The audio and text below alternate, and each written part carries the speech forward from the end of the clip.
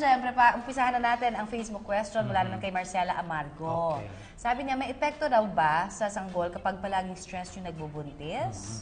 Nako, maganda yung tanong mong yan, Marcela, kasi dapat kasi ang pregnancy ko, ini-enjoy ng isang babae yan. Ano? Happy. Pero syempre, hindi naman natin na-avoid na sa isang araw, may times dyan na na-stress yung nanay, kung minsan nag-aaway sila ni daddy, nagagalit sa mga ibang anak na. No? So may kasabihan tayo ko na kung ano yung sitwasyon ng nanay na kukuha din ng baby. Kung ano yung kinakain ng nanay, kinukuha din niya ng baby.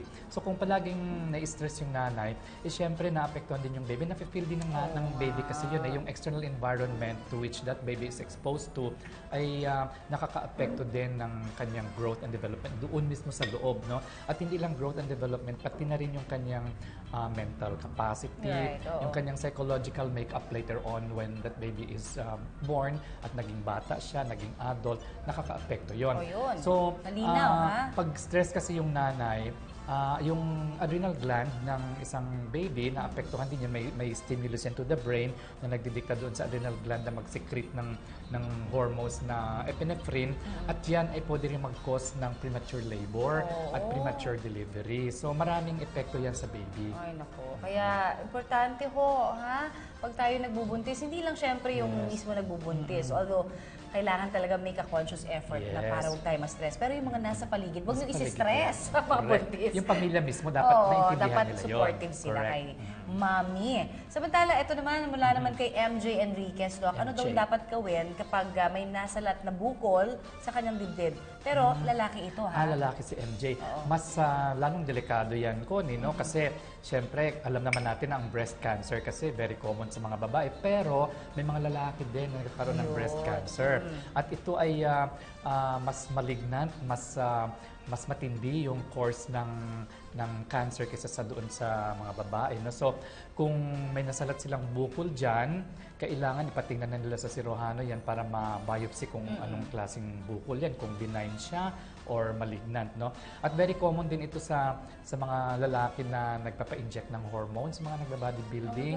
So, kung minsan, may masasalat silang bukol dyan, no? Pwedeng epekto ng hormone yan, pero hindi nila pwedeng baliwalain yan kasi baka naman early sign yan ng cancer of the breast. Yes. Importante, sabi mo nga, magpa-check. Yes. Kasi wala naman sa ating mawawala pag magpa-check up tayo, pero merong mawawala kapag hindi. Tapos meron na pala talaga, di ba?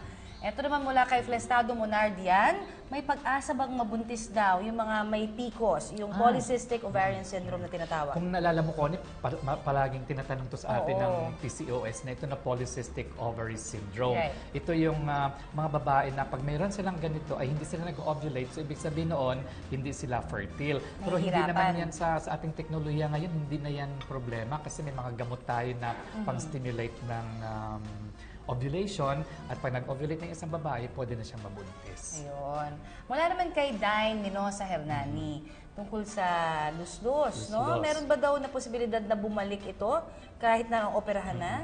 Ang luslus kasi, kung maraming klase yun, no? So, siguro ang luslus na nire-refer nila dyan sa question na yon ay dito sa singit o di kaya doon sa scrotal sac ng isang lalaki, no? Ang laman nito ay bituka. So, lumalabas ang portion ng bituka doon sa masakit to.